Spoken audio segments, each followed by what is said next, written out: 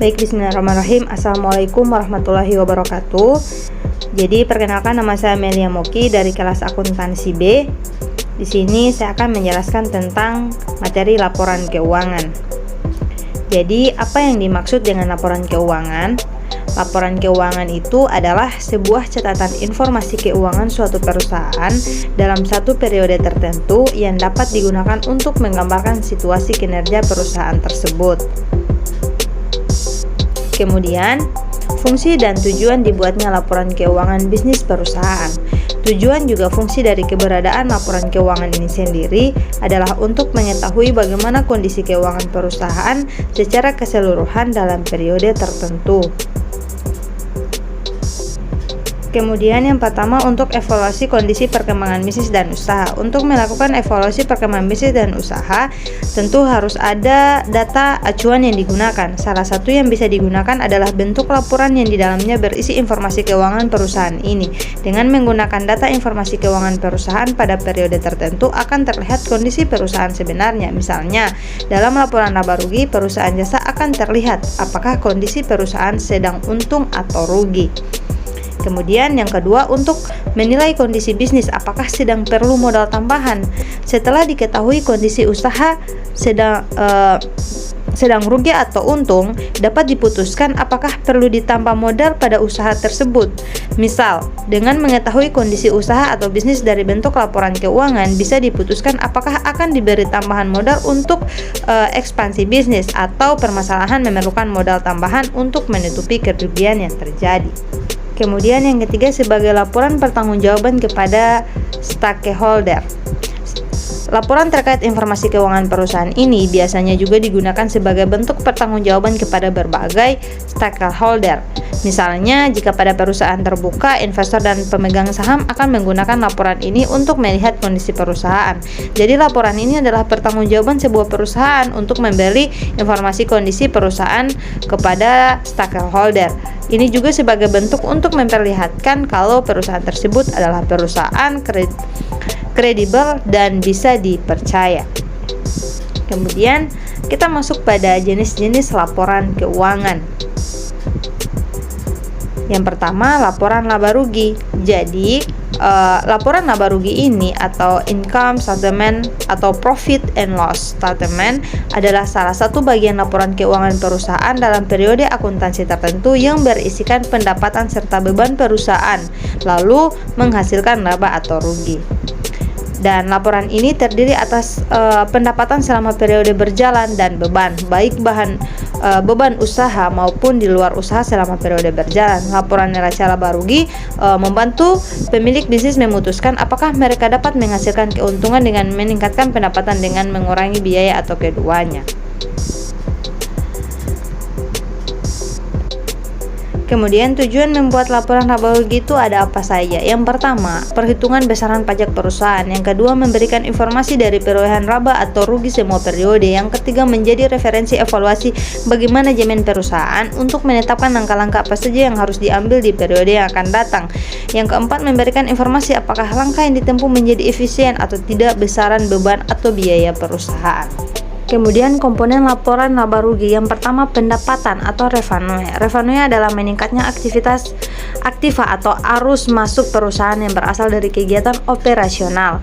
Revenue dapat dihitung dengan cara total pendapatan kotor kurang potongan harga atau diskon, retur atau tunjangan lain. Yang kedua, beban atau yang biasa kita sebut dengan expense.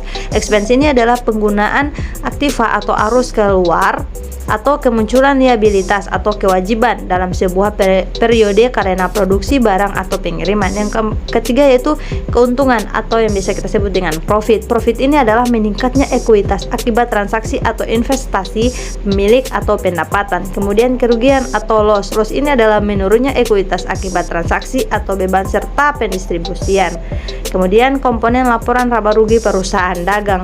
Yang pertama, pendapatan atau income dapat diartikan sebagai bentuk arus masuk atau peningkatan aset dan penurunan kewajiban yang mengakibatkan kenaikan ekuitas atau modal. Yang kedua itu adalah beban, expense. Beban diakui sebagai penurunan manfaat ekonomi selama suatu periode pelaporan dalam bentuk penurunan aset atau arus keluar atau terjadinya liability yang mengakibatkan penurunannya ekuitas. Yang ketiga, pendapatan komprehensif lain adalah total penghasilan dikurangi beban. Kemudian harga pokok penjualan atau HPP itu diakui sebagai biaya yang timbul akibat memproduksi suatu barang dan dijual dalam kegiatan bisnis meliputi biaya bahan baku tenaga kerja langsung. Kemudian persiapan menyusun laporan laba rugi perusahaan dagang dan jasa.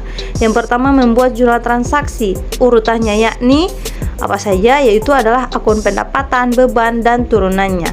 Kemudian yang kedua, lalu dicatat ke buku besar. Kemudian laporan disusun setelah neraca saldo dan jurnal penyesuaian atau setelah neraca lajur atau penyusunan kertas kerja. Kemudian seperti pendapatan dan beban yang ada di dalam kertas kerja, hal ini karena terdapat kolom-kolom yang berasal dari kertas kerja. Kemudian beban diambil dari kolom neraca, sementara laba rugi adalah selisih dari total pendapatan dan total beban. Kemudian ketika pendapatan lebih besar dibandingkan beban, maka akan terjadi laba, sementara pendapatan total yang lebih kecil dari beban maka akan rugi. Kemudian di sini ada contoh laporan laba rugi dengan metode single step, di mana pendapatan dikurangi beban maka memperoleh laba bersih. Nah, kemudian contoh yang ini itu adalah contoh laporan laba rugi dengan menggunakan metode multiple step. Selanjutnya kita masuk pada laporan perubahan modal. Laporan perubahan modal itu adalah laporan keuangan yang dibuat perusahaan untuk mengetahui gambaran dari peningkatan atau penurunan aktiva bersih dalam periode siklus akuntansi. Kemudian apa saja fungsi dari laporan perubahan modal? Yang pertama itu untuk mendokumentasikan segala transaksi pembiayaan dan investasi serta dana yang dihasilkan oleh sebuah bisnis selama kurun waktu tertentu. Kemudian melengkapi pengungkapan perubahan dari modal yang terjadi dalam perubahan bisnis di periode tertentu. Kemudian mendukung laporan keuangan yang juga termaksud di dalamnya, yaitu laporan laba rugi, neraca, dan laporan keuangan. Kemudian menyatakan adanya perubahan modal dalam suatu kurun waktu dengan nominal yang tertulis jelas secara tepat dan akurat. Kemudian bisa menjadi acuan perusahaan dalam mengambil keputusan strategis bisnis selanjutnya. Kemudian apa saja yang menjadi komponen laporan perubahan modal? Yang pertama, modal awal, yaitu saldo pada awal periode pelaporan komparatif sebagaimana tercermin dalam laporan posisi keuangan periode sebelumnya. Kemudian modal investasi pemilik, yaitu jumlah modal yang berasal dari pemilik sepanjang suatu periode akuntansi. Kemudian perolehan laba atau rugi, yaitu hasil laba bersih ataupun rugi bersih perusahaan sepanjang satu periode akuntansi. Kemudian pengambilan pribadi, yaitu pengambilan uang untuk kepentingan pribadi oleh pemilik perusahaan sepanjang satu periode akuntansi. Kemudian modal akhir, yaitu modal yang didapat pada akhir tahun. Kemudian laba bersih yang terkandung pada pelaporan perubahan modal harus sama dengan jumlah laba bersih yang didapat pada laporan laba atau rugi. Kemudian pengaruh perubahan kebijakan akuntansi, penyesuaian diperlukan pada cadangan pemegang saham di awal periode pelaporan komparatif untuk menyajikan ekuitas awal ke jumlah yang ditentukan pada kebijakan akuntansi baru. Kemudian pengaruh koreksi kesalahan periode sebelumnya, efek koreksi kesalahan periode sebelumnya harus disajikan secara terpisah sebagai bentuk penyesuaian. Kemudian saldo yang disajikan kembali, ekuitas dapat diberikan kepada pemegang saham pada awal periode komparatif setelah penyesuaian sehubungan dengan perubahan kebijakan akuntansi dan koreksi kesalahan periode sebelumnya.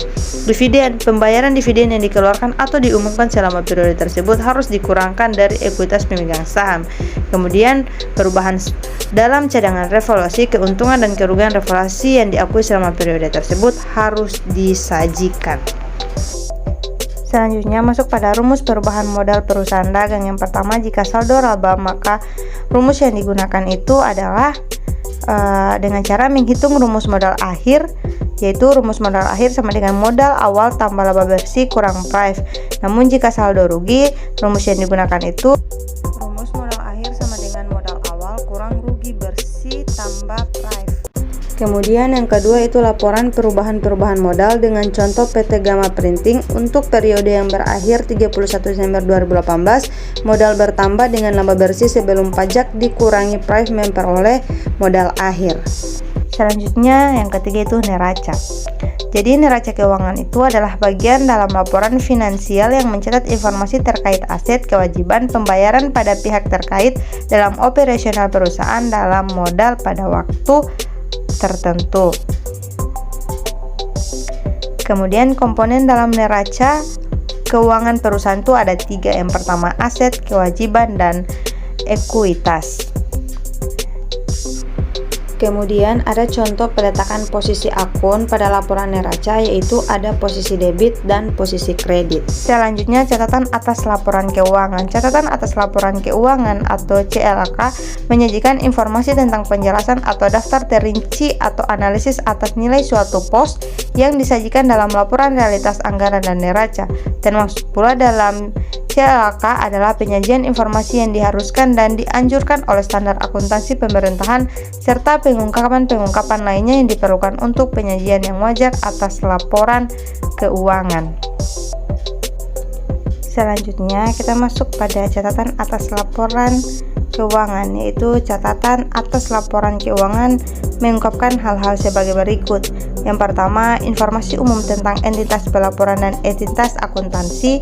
Yang berikutnya, informasi tentang kebijakan fiskal atau keuangan dan ekonomi makro. Yang berikutnya, ikhtisar pencapaian target keuangan selama tahun pelaporan berikut, kendala dan hambatan yang dihadapi dalam pencapaian target. Kemudian informasi tentang dasar penyajian laporan keuangan dan kebijakan-kebijakan akuntansi yang dipilih untuk diterapkan atas transaksi-transaksi dan kejadian-kejadian penting lainnya. Kemudian rincian dan penjelasan masing-masing pos yang disajikan pada lembar muka laporan keuangan. Kemudian informasi yang diharuskan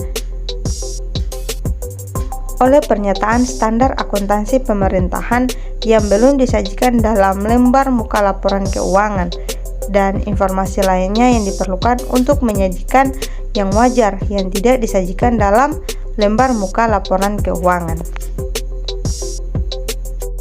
Berikut ini adalah contoh catatan atas laporan keuangan. Nah, berikutnya kita masuk pada studi kasus salon Amel, di mana ini adalah neraca saldo setelah penyesuaian per 31 Desember 2021 dengan total debit Rp781.500.000. Kemudian total kredit sebesar Rp781.500.000 juga. Kemudian berdasarkan neraca saldo setelah penyesuaian di atas, maka saldo isi perlu membuat yang pertama itu ada laporan laba rugi, kemudian laporan perubahan ekuitas atau modal neraca, kemudian laporan arus kas, dan yang terakhir itu adalah catatan atas laporan keuangan. Selanjutnya untuk pendapatan laba rugi salon Amel per 31 Desember 2021, di mana kita melihat di sini pendapatan jasanya itu sebesar Rp350 juta. Kemudian kita kurangi dengan beban-beban sebesar Rp97 juta, di mana beban-beban tersebut yaitu beban gaji pegawai sebesar Rp55 juta, beban listrik, air, telepon sebesar Rp13 juta, beban rupa-rupa sebesar Rp9 juta, dan beban bunga sebesar Rp20 juta. Kemudian maka akan memperoleh laba bersih sebesar Rp253 juta. Kemudian untuk perubahan ekuitas salon Amel dengan modal per 31 Januari 2021 Rp206 juta, kemudian ditambahkan dengan laba per 31 Desember 2021 dikurang price dengan hasil kenaikan modal Rp250.500.000, maka akan memperoleh modal akhir per 31 Desember 2021 dengan total Rp456.500.000. Nah, selanjutnya kita masuk pada laporan neraca, di mana pada gambar tersebut itu untuk laporan neraca Amel untuk laporan neraca salon amil itu ada bagian aktiva lancar dan ada juga aktiva tetap. Kemudian di sebelahnya itu ada pasiva, di mana pasiva tersebut total aktiva dan pasiva itu untuk keduanya itu sama. Jadi untuk total aktiva dan pasiva itu untuk keduanya itu sama. Selanjutnya masuk pada laporan arus kas. Jadi dimana untuk laporan arus kas ini, untuk laporan arus kas salon amil ini dia terdiri dari beberapa aktivitas. Yang pertama itu ada aktivitas operasional, kemudian ada aktivitas investasi dan aktivitas pendanaan. Jadi itu untuk laporan arus kas salon amil per 31 Desember 2021. Kemudian catatan atas laporan keuangan, metode akuntansi. Jadi di sini metode akuntansi yang kita gunakan itu adalah menggunakan cashback atau standar akuntansi. Menggunakan cashback standar akuntansi. Standar akuntansi yang digunakan di sini adalah standar akuntansi keuangan tanpa entitas publik, kas dan serta kas. Kemudian kas dan serta kas perusahaan ini meliputi kas tunai dan kas yang ada di bank perusahaan piutang dagang. Jadi di situ kita harus menggunakan kas tunai dan kas yang ada di bank perusahaan piutang usaha. Nah, piutang usaha sini apa? Piutang usaha di sini adalah kumpulan dari transaksi atau aktiva operasional perusahaan berupa penjualan persediaan yang dilakukan dengan memberikan termin pembayaran perlengkapan. Kemudian apa itu perlengkapan? Perlengkapan itu adalah kumpulan harta berwujud perusahaan yang dimiliki sifat lancar dan memiliki bentuk dan manfaat yang dapat habis dalam memenuhi kebutuhan operasional perusahaan hutang usaha. Kemudian hutang usaha itu adalah kumpulan transaksi atau aktiva operasional perusahaan berupa pembelian persediaan yang dilakukan dengan mendapat termin pembayaran baik dengan cara melakukan pengajuan atau keistimewaan yang diberikan oleh supplier. Baiklah, terima kasih. Hanya itu yang dapat saya sampaikan, saya jelaskan. Semoga bisa bermanfaat untuk kita semua. Apabila ada kesalahan saya mohon maaf. Wabillahi taufiq wal hidayah. Wassalamualaikum warahmatullahi wabarakatuh.